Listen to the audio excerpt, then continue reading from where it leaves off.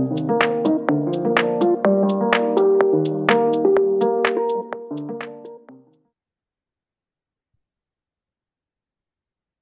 and welcome to another episode of the podcast. Today I have with me Emily Slachetka, and Emily is a fantastic coach and she's been one of my clients and I love her to bits and I'm so glad that she is on today.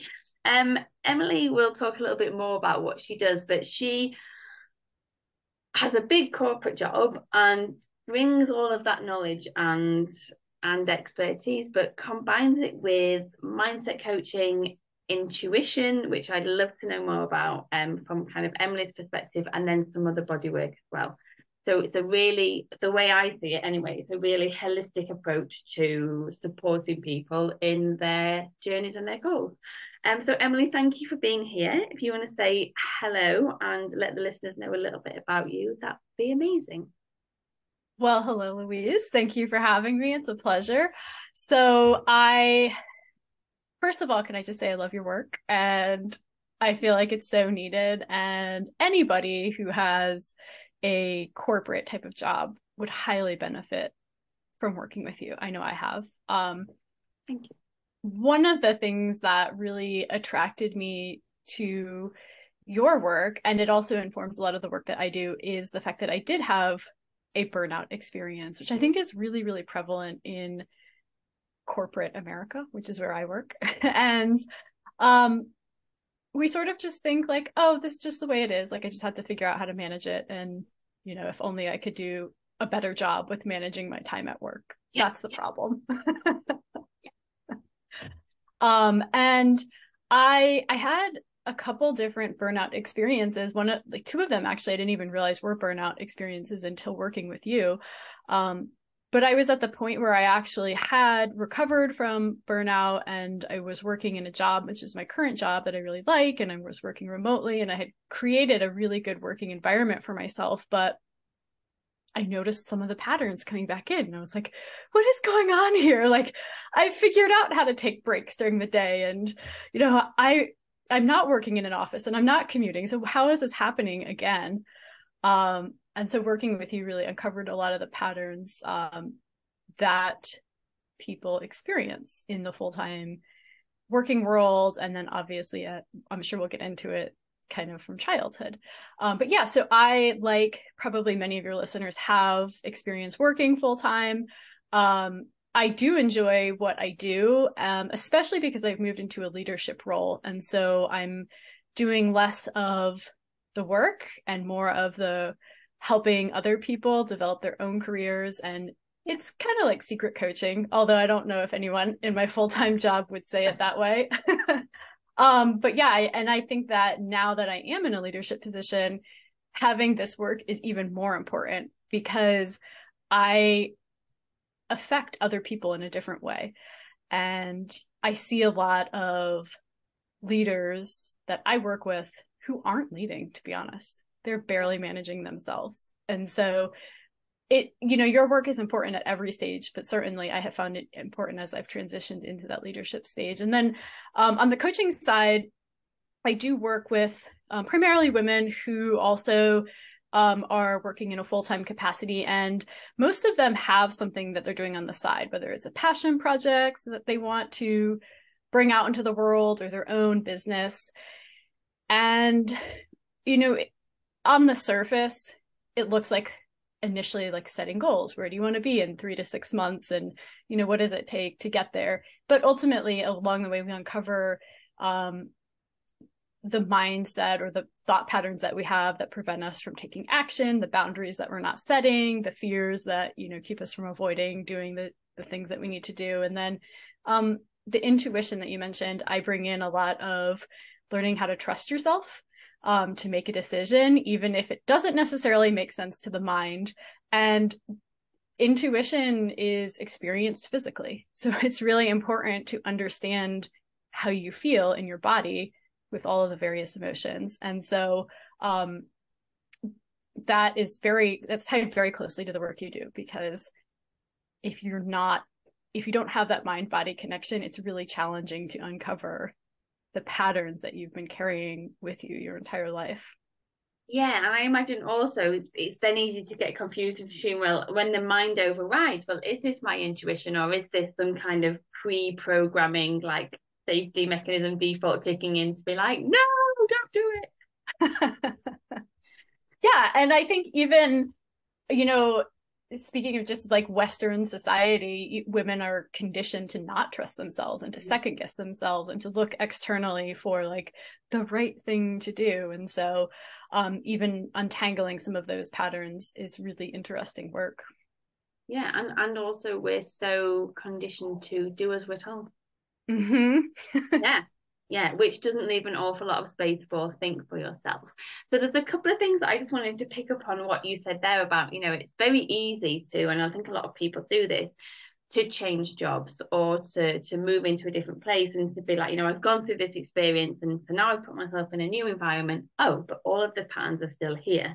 And I don't know who said it. It certainly wasn't me originally.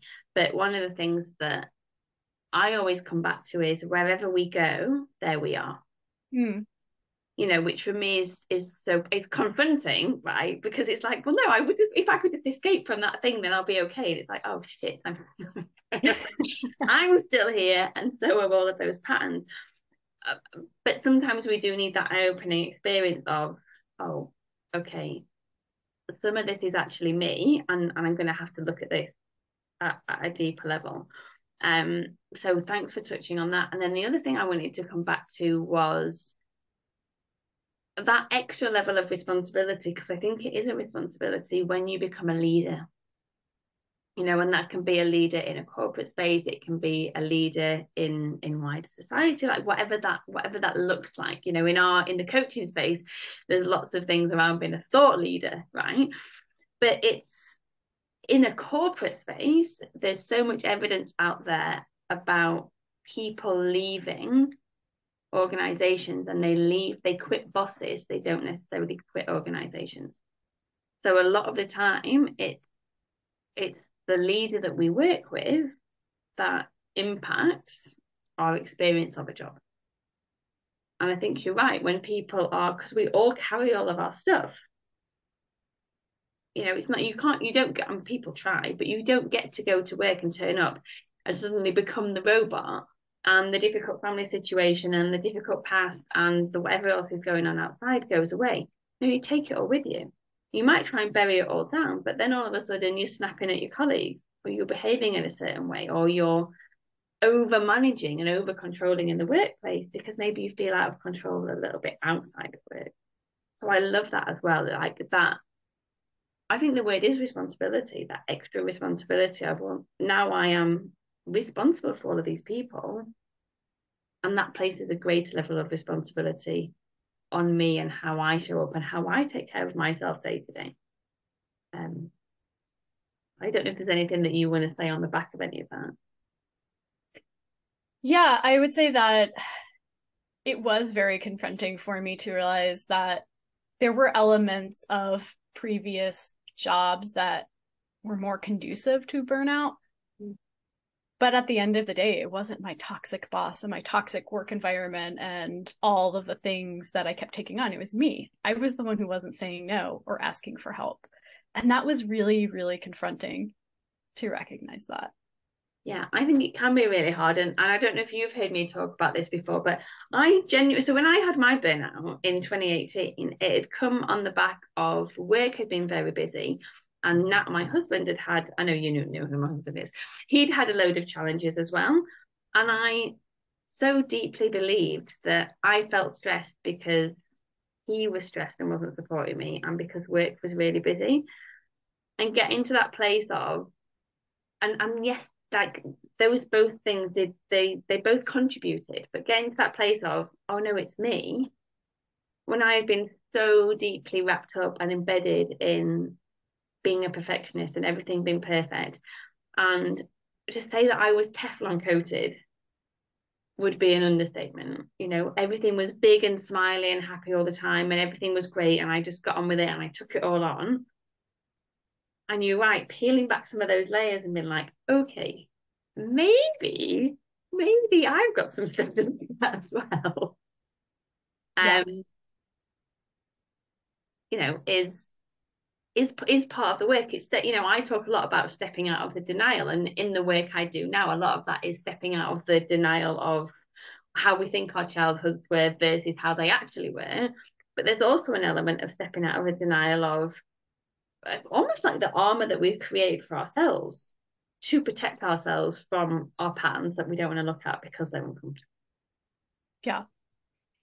I want to give you an after, like a before and after sort of example of some of this work in action, because there's, I don't know even know if it's a saying, but like work never ends, right? It'll never stop. You'll never complete your to-do list. And we recently, in my full-time job, there was a very big deliverable that needed to be completed. It needed somebody to manage it, and we did not have a person in place to do that. So I did step up to help out with this. And I reached a point where I felt really overwhelmed because it was a collateral responsibility. I still had all of my other work to do. And previous me would have just kind of powered through and quietly burned out on the side and become very resentful and still like happy and delivering at work, right? Yeah. This time, I rang up my boss and I said, look, I'm really overwhelmed with what's going on. I can't do both things. This is, you know, this is like a full-time job for somebody else that I'm also taking on right now. I know it's short term, but it's too much. What can we do? And he was like, oh, call up these two people. They definitely have the bandwidth to help and they'd be perfect for this. It was that simple. It was literally like a sentence. That's amazing. That's amazing. And you say it's that simple, but actually often there's so much patterning within our physiology, not just necessarily in our minds, but in our bodies, that for a lot of people can actually inhibit being able to pick up the phone or jump on the Zoom or however you do it, send the email that says, I'm struggling here. Because there's a pattern in the system that shuts down that as a response because for whatever reason it's been deemed not safe, not okay. So I love that you were able to do that. Yeah. And it felt so good. I felt so supported and really held, honestly, which is kind of odd to say for like a corporate job, but it felt so good to know that there were people around me that could help out. And as in a leadership position, I don't want my employees to burn out. I don't want them to be working more than they have the capacity for. I mean, certainly I want them to do their job. And there are times where things come up that, you know, we need an all hands on deck sort of approach for a very short term, but I don't want my employees to burn out. I want them to be happy and enjoying what they're doing, but I don't know if they are burning out if they can't tell me. And so that's the part of personal responsibility that kind of comes in. Yeah. And creating that environment where they can come and tell you, Emily, I'm struggling right now. Yeah. And for that to be a safe space. And the other thing that I just want to pick back up on that you said is, again, it can be extremely challenging. First of all, actually, it can be extremely challenging for us to even know what our needs are because we're so used to overriding our needs and just pushing and just getting on with it. But in that situation with your work, to not only identify your needs of like, this is too much, I'm feeling overwhelmed, like, no, but then to be able to express your needs. Because again, so many of us learn really, really early on in our lives that our needs don't matter. You know, our needs aren't going to be met. They don't matter. It's easier not to have needs.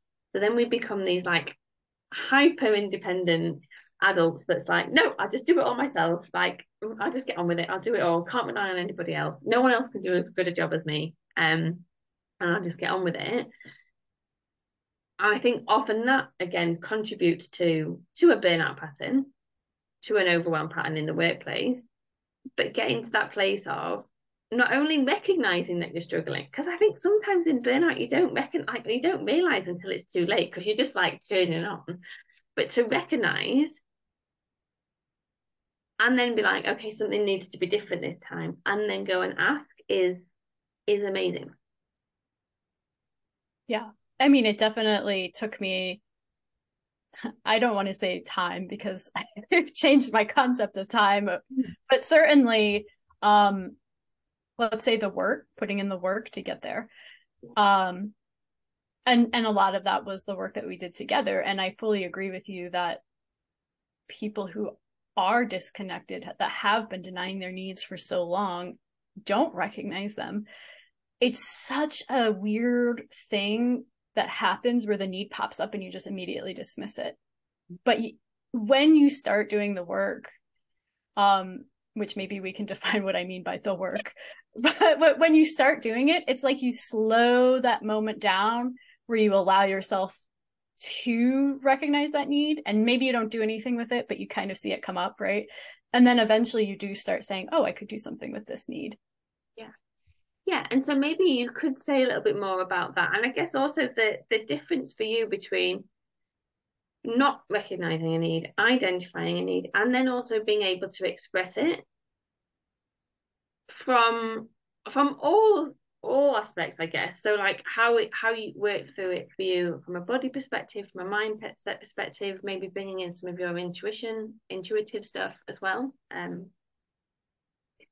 Yeah, so I think this came up in the extended version of the Happy Families group we did, or that we're currently doing, but the Maslow's hierarchy, where a lot of us, and myself included for a while, consider our needs to be the very bottom rung, which is like food and shelter and that sort of thing. But all of the things in the hierarchy are our needs, right? We can't deny the fact that we also have the need for safety and the need for emotional security, and the need. I should. There go my dogs. I don't know if you can hear them. I should have the hierarchy pulled up in front of me. But anyways, I'm thinking, oh, I have a roof over my head. I have clothes. I shouldn't be concerned about anything else, right? Anything else is just extraneous. And I shouldn't want to find my work meaningful or have a positive relationship with people where I can express the different things that I need to, or feel angry and it's okay. So a lot of those things, I think, just sort of get suppressed, or like it's not okay for somebody to say that at work, and I want to be able to talk about that. And so that's what I mean when I say needs. It's like, it's not just the very, very basic bare bones needs, which of course are important, but it's the things that go beyond that. Yeah, and then how would you describe the work? So what is the work that allows you to get to that place of these are my needs and I can express them? Yeah. Well, I think that it kind of depends on where you start off. For a lot of people, just recognizing their thoughts is really a good place to start. And that's why I think mindset work is so popular, is because, we have so many thoughts every day, and we can start recognizing that not everything that runs through our head is fact. And most of the time it's not, right? And so I think that is a useful place to start. And then once you sort of understand mindset work and, the power of intentional or positive thinking, moving into more of the body work or the somatics. And that's a lot of the work that we do together. And really that's recognizing, what am I actually feeling in my body physically when I have this thought or when I'm in this situation? And then what does my body want to do with that energy? For a lot of us, it feels weird to be so in our body because we spend so much time in our head. I mean, many of us have jobs where we're only relying on our fingers to type and our head to think. So to get into the other aspects of your body, it feels weird, but eventually I think it feels very comforting to notice our breath. Like, how is our breath affected when we're in a situation? I experience, we'll call them negative emotions, although I don't believe there's negative or positive, but the negative emotions, I experience a lot of tension in my chest or tightening in my stomach, those sorts of things. And I don't have to do anything with it, but it is useful to notice, oh, this is here. Maybe it's a sign that something isn't quite right, or I need to address something here. What is happening? Can I explore it a little bit deeper? And then you really taught me how to actually, I like the word metabolize, how to to metabolize that energy. So I notice that I have a tightening in my chest. Like, what is it that my body wants me to do? And you would think that it would be weird to ask that question to yourself, but it's not, because the body, like, right away, something will just like come up. And there's that self-trust that comes in, where you're like, oh, my body wants to curl into itself, and trusting like it's okay to do that, right? And it actually feels really good. Yeah, and then the release that is able to happen on the back of that. And I think, you're right, we spend so much time in our heads disconnected from our bodies, but there is this world of knowledge and information that we can access when we can get back in touch with what's going on below the neck. And there's always a really good reason why we will have disconnected from our bodies in some way. But when we can come back to that and listen to it and pay attention, it does open up so much more. And it seems to be a podcast for like me dropping little sayings, but one of the things that really resonated with me when I was first signed off work with stress, was if we listen to our body when it whispers, we won't have to hear it scream. And I joined a coaching program that you're in as well. 2.5 years ago, maybe now. And there would always be like these people would go in there and ask for coaching, and people would be like, just feel it in your body, feel it all the way through your body. Yeah, you just need to, like, that emotion, find that emotion and like feel it in your body. And I'd be like, I get what they're saying, but what on earth are they on about? Feel it in my body. And I wasn't saying that from a place of being aware that I was disconnected, but I was just like, what is this like random tool that these people have got of like, just feel it in your body? And I remember the first time that I was able to connect into the emotion in my body. The emotion was shame. Which wasn't the nicest one to like first connect in with, but learning to stay with that shame and feel it and allow it to do its thing was the most freeing thing I ever did. And I was in a business mastermind at the time, and my next month was my biggest ever month because I'd released all of this stuff through my body. And it was just so interesting to see, oh, actually, when I connect down here, things take its course. And one of the things that I learned in the certification that I did was this whole maxim around two things, actually. Healing is natural, and all of life is moving towards healing and regeneration, right? And if we can put our bodies in that place where they're regulated, where they're getting what they need, they will take the very natural process of unwinding the patterns, of healing, of resolving. We've just kind of forgotten, and our modern life way of living, particularly in the West, is just counter to a lot of that. So a lot of the work that I do, and a lot of the work that we've done together, or that we've done in the groups and things, a lot of it is just about remembering, teaching our bodies to remember how to be, how to live, how to pay attention to what we need, and then how to get to a place where we can actually take action on the back of that. Yeah, one of the patterns that I noticed through our work together that I would never have consciously come to on my own, it had to be done through the body, the somatic work, is that I always thought I was in trouble when like an authority figure contacted me at work. Like that was my instant visceral response, was like, oh my God, what did I do wrong? And I didn't realize I was having that pattern. The way that I responded though is I got really tense, and I started like managing the conversation in my head with, here are all the things that I need to do to make sure that I'm not in trouble and that everything's okay. And I think that's one of the things that led to burnout, is because I was always over offering to make the situation okay.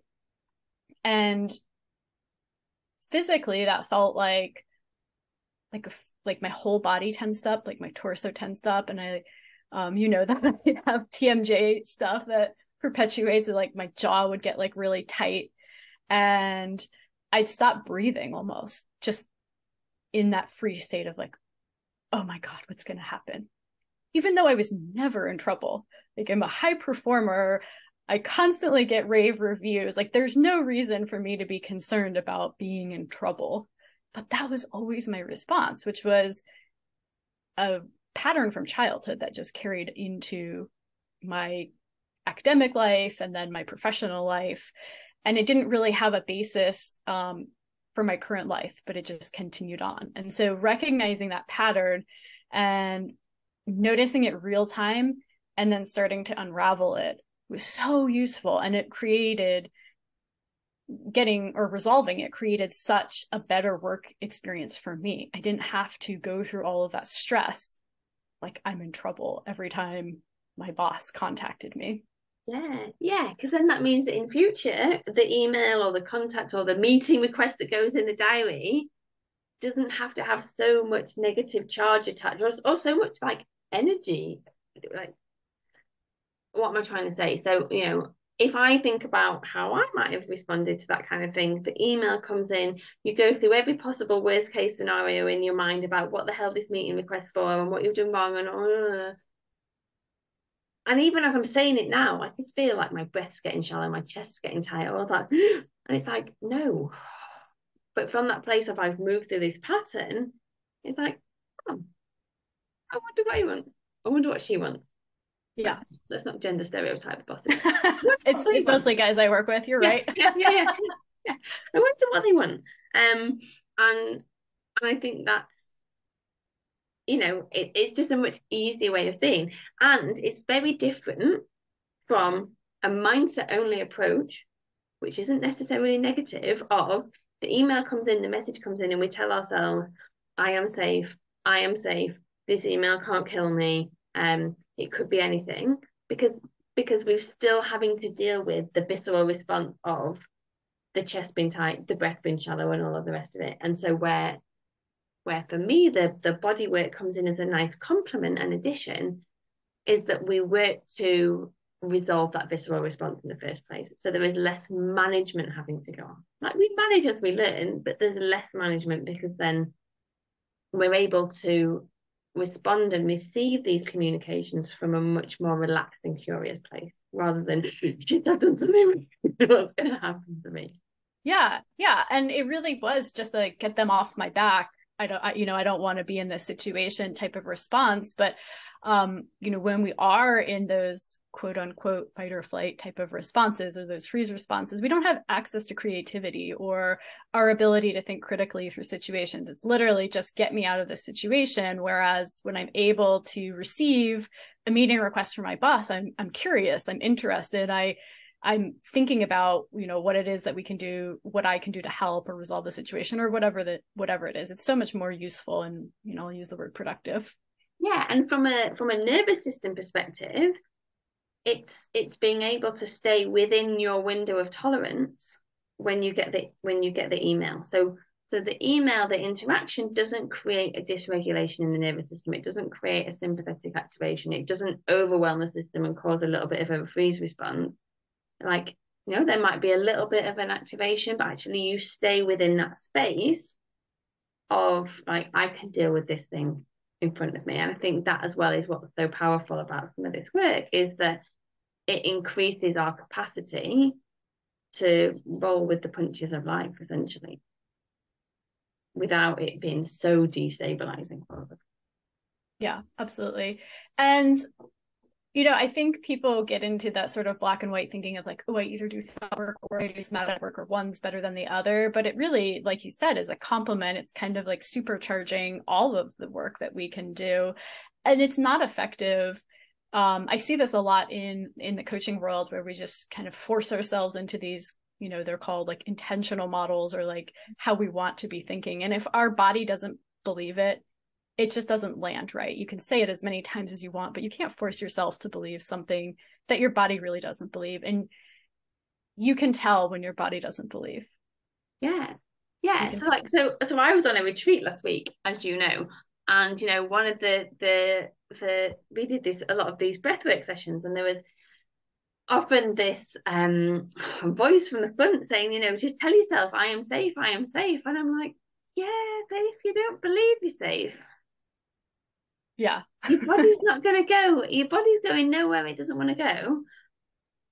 It doesn't matter how much you tell yourself you're safe. If you don't feel safe, your body will protect you, your nervous system will protect you, because that's literally its job, to keep you alive.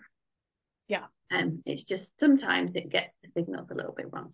So the other thing that I want to ask you about, so you talked then about how certainly the bosses, but I know generally you work in quite a male environment, quite corporate environment, and I'm interested for you how you bring in some of the more intuitive work that you do within that space. So I know that you've done stuff before. I think the platform is like woo in the workplace. Yeah. I think my version of woo and your version of woo and like other people's version of woo might be very different. It's got to be pretty out there for me to consider it to be woo. But yeah, do you want to say a little bit about that?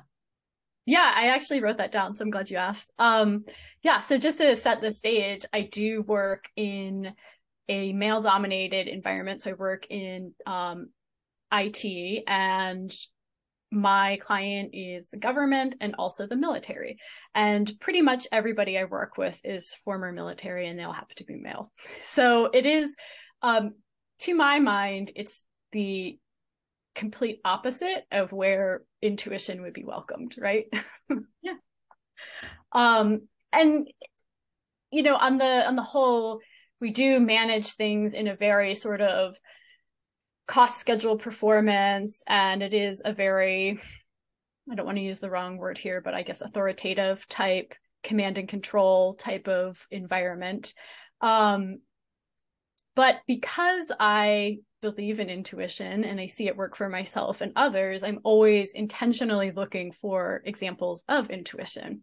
And so I think it's kind of fascinating that we spend so much time building plans, because and we put so much value in them, but they almost never pan out, either as we expected or to the timeline that we expected them to. Something always happens, right? So we put all of this time and energy into developing these plans, and we're like, this is the best way to operate, but really it isn't. I mean, if I don't know if anybody's done any studies on like how many plans actually even like 80% meet what was originally planned. I would love to know. I think somebody should do a study on that. But in my experience, we almost never deliver on time or to cost.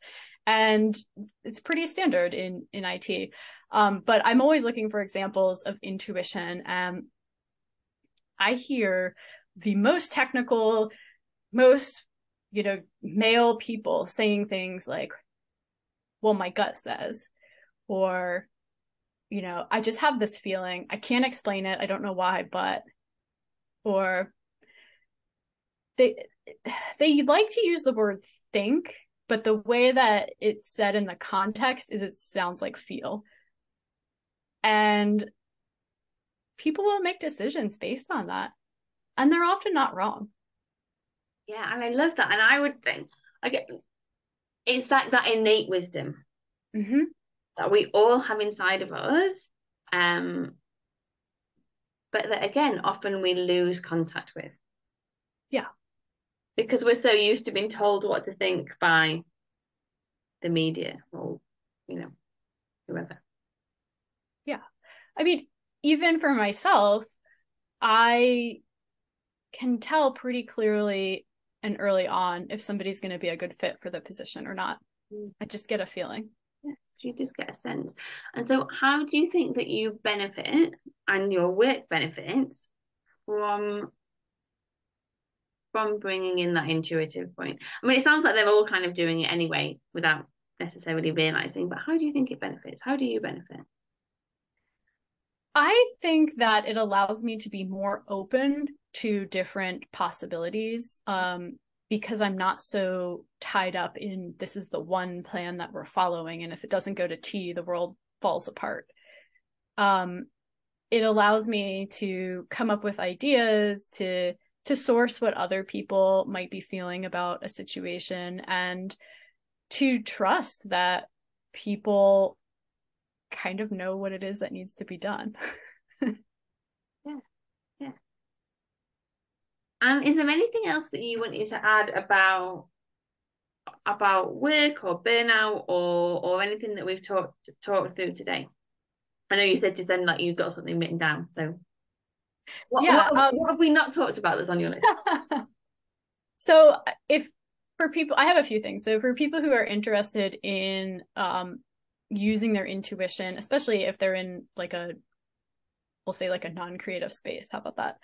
I think a really good place to start is on the things that don't seem like a big deal. So like maybe you don't create your multi-million-dollar project plan off of intuition if that's not something that you're used to using, but perhaps you can find small ways to use it throughout your day, like creating more space in your workday, or pretty much everybody, in my experience, their intuition wants them to get outside more and move more throughout their workday.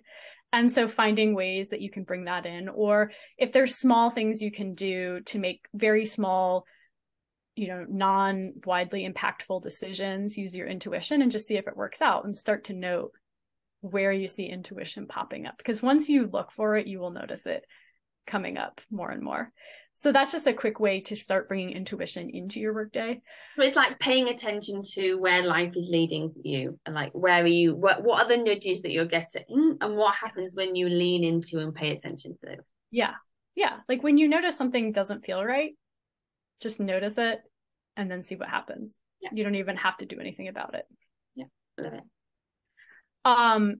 I wanted to go back to some of like the work, I'm using the air quotes, the work, because I think that there's this sense of, some people might be hesitant to get into it because they don't want to be, I think there's a sense that it's like, I'm just going to be crying all the time and it's going to be terrible and it's never going to end, or, I'll just uncontrollably start sobbing in the middle of a meeting and it's just going to be crazy.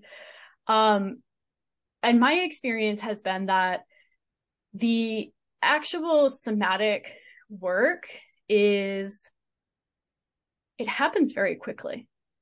Like when you allow the feelings to pass through your body, it happens relatively quickly. It's like minutes, I want to say. And it's not as terrible as you imagine it to be. I think that the benefit that I've seen from doing it is that it gets to the root problem so much faster. Like you can spend a long time doing the thought work and changing your thoughts and that sort of thing, but bringing in the somatic work like just gets to it right away. Yeah, it's a very, very efficient way of working. And I think you're right. Like so often we're so terrified of, well, what happens if I take the lid off the box, and what happens if I let this out, and what's going to happen? And then it happens. And it's not like it's the most comfortable experience in the world, but it's like almost immediately you get this sense of release and freedom, and like it's easier to breathe, and there's an openness, and it's like, oh, it's all right. Yeah. And now I'm knackered, but it's all right. Yeah. And I wanted to share some of my feedback about working with you. Is like every time we had a session, I really wanted to like talk endlessly about things, and you would just be like, nope, go into your body and tell me how you feel, what's going on. And the difference between doing that versus just talking about it is that when I just talk about it, it's almost like you go in circles. And when we bring in the somatic work, I left every session just feeling so invigorated, physically invigorated. Like I had more energy actually after the session. And I always created these very deep connections so quickly. Like it was so apparent to me why things were the way they were doing this work. And I always felt like the space that you hold was just accessible and gentle and safe. And you always told us, you don't have to do a lot to create a big impact. It could just be a few minutes a day and it's going to have a huge impact on your system. Thank you. And what did I want to say about that?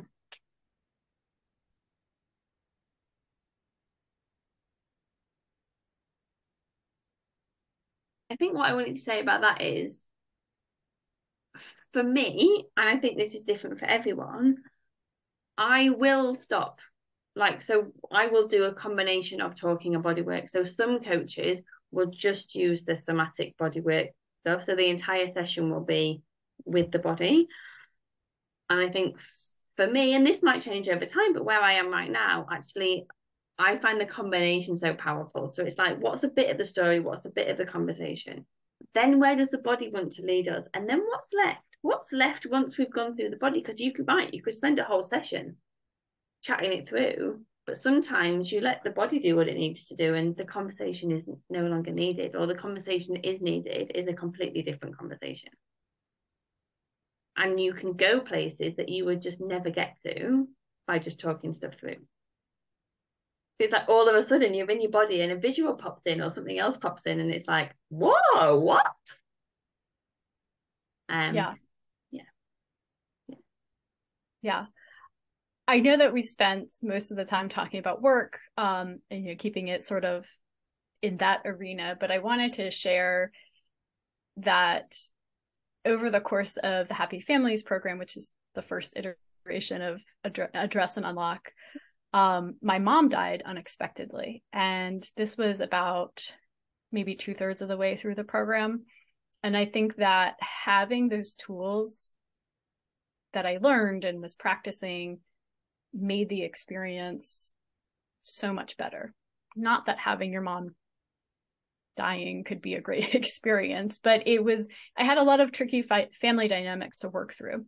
And I still had to work and be married and live my life. And there were still things going on, right? And so having the tools that I learned and the support from the group and you just made it such a better experience. And I think, and by better, I mean, I didn't bottom out. I didn't fall apart because I was able to be present with myself and my body and give myself what I needed and ask for what I needed. Yeah, and thanks for sharing that. And I know you sort of said a little bit there about like I was able to be present and give myself what I needed, but how specifically, if there is anything else, and if there isn't, don't worry about it, but how specifically do you feel that the tools helped? What did it help you navigate differently? What was the experience? So there was a point where certain people were withholding information that was going to be really important for people to make travel arrangements and decisions.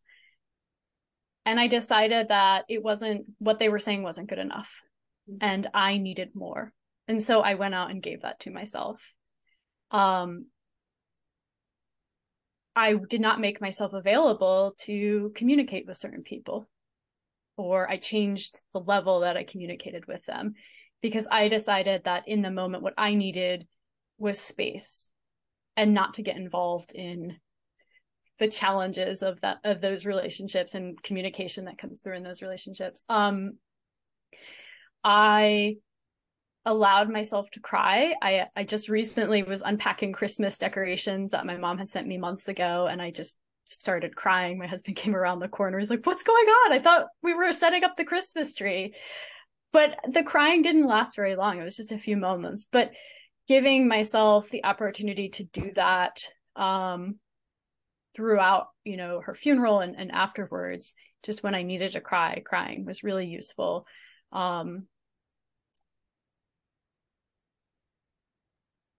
Feeling angry about things that had happened in the past. You shared this concept of the pillars where, there's the things that happened, and then I'm forgetting, what is the second pillar? Well, it's like there's your parents who you love and you care about, but then also there's some other stuff that happened that wasn't okay, and it's like you can still love them and have a nice space for them, and also there still gets to be stuff over here that wasn't okay that you get to look at. Yeah, okay, perfect. So that was really useful for me because I was grieving that my mom was dead and also very angry at her for a lot of the things that had transpired over the last several years in our relationship. And knowing that it was okay for both things to be there. I didn't have to only grieve her, or I could grieve her and be angry at her. Yeah, which I think is so important because we can get so bound up in like, well, what emotions are acceptable at this point in time, and what am I allowed to do, and what am I meant to be feeling, versus no, like I'm just going to give myself permission to feel whatever it is that needs to be felt. And thank you for sharing that. And I think the other thing that I want to say, which is great, is you're right, like in complex dynamics, particularly dynamics that have been in play for a long, long time, it can be very easy to sort of get swept up into the vortex or the drama or the stories, and actually holding that space of, well, no, there's a healthy boundary here. Like, this is how I'm going to choose to interact in this situation. This is how I'm not going to interact. This is how I'm going to take care of myself. Again, is just such an amazing place to get to. So, well done you in obviously very difficult and upsetting circumstances.